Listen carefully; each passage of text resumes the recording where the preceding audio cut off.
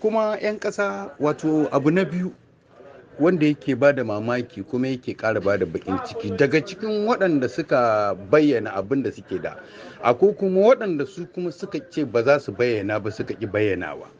To yanzu a nan wurin doka ya ta ba su damar su yi haka ko kuwa ita dokar wani ɗan ƙasa take aiki a sama shi ba ta aiki a bisa wani.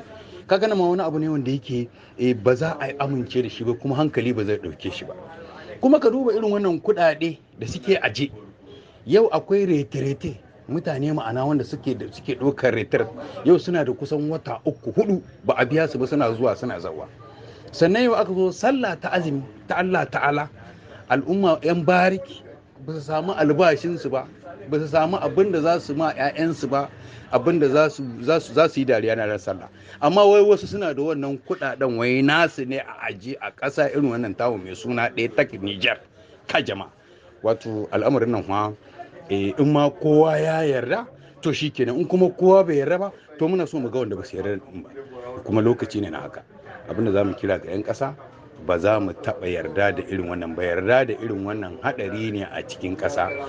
Jin irin wannan abin a mai da hannu wuri guda a ƙyale a ƙi neman mahuta shi kan shi haɗari ne a cikin ƙasa.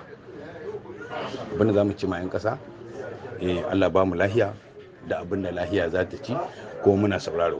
Haza wasa.